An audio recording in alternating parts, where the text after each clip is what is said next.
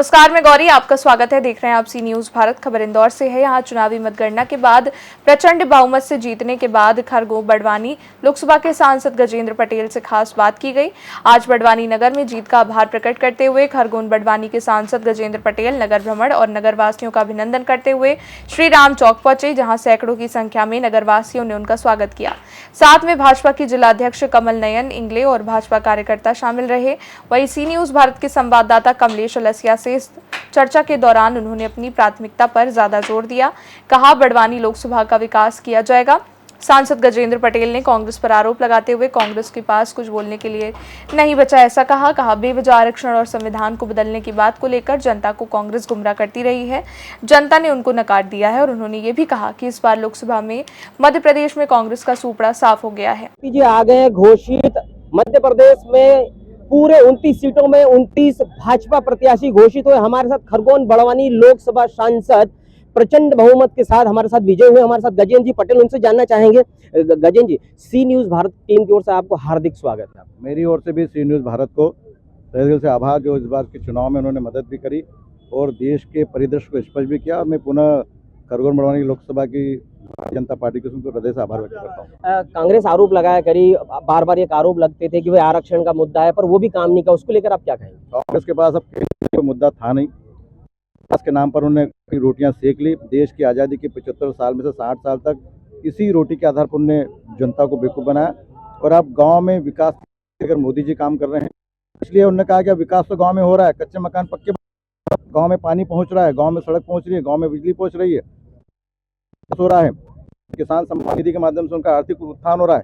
ऐसे तमाम प्रकार की योजना प्रधानमंत्री मोदी जी काम कर रहे हैं। और इसलिए उन्होंने कहा कि अब क्या करें, तो आरक्षण खत्म करने के मुद्दे को आरक्षण को लेकर भी ग्रामीण दिए गए थे कि वो जैसे ही भारतीय जनता पार्टी उसी मुद्दे पर आ रहा हूँ। आरक्षण खत्म, संविधान खत्म, और इसी विषय को लेकर कांग्रेस के लोगों ने दुष्प्रचार किया है।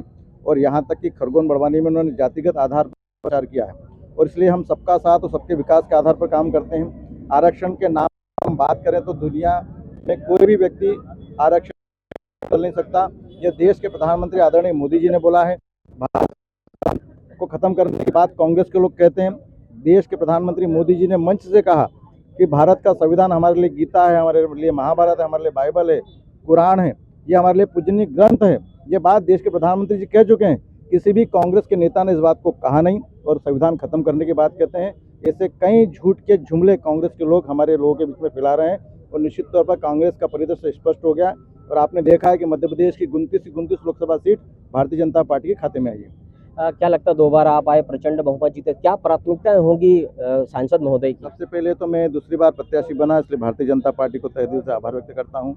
आज इस बड़वानी के नगर में मेरे साथ भारतीय जनता पार्टी के जिलाध्यक्ष आदरणीय कमल नयन इंगले जी हैं। भारतीय जनता पार्टी के असंख्य कार्यकर्ता यहाँ पर मौजूद हैं। और निश्चित तौर पर दूसरी बार अवसर मिलने का कारण भी रहा कि पिछले 5 साल के कार्यकाल में हमने पूरे 5 साल जनता के बीच में रहकर जनता के काम किए हैं। केंद्र सरकार की योजनाओं को नीचे तक पहुंचाने का, एसोसिएशन का काम किया है।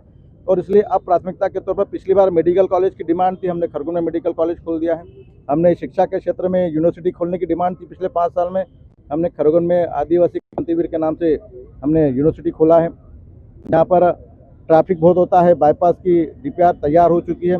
पिछले 60 साल तक कांग्रेस नहीं कर पाई, अगले 5 साल में डीपीआर तैयार होकर स्वीकृत होगी। बाईपास अंजड़ है, राजपुर है, पानसमल है, खेतिया है, खरगोन है, ये सभी जगह पर बाईपास बनेंगे। रेल मार्ग का मुद्दा लंबे कई समय से था जनता के मन में कि उनको भी ट्रेन में सफ़र करना है, उनको भी ट्रेन यात्रा करना है।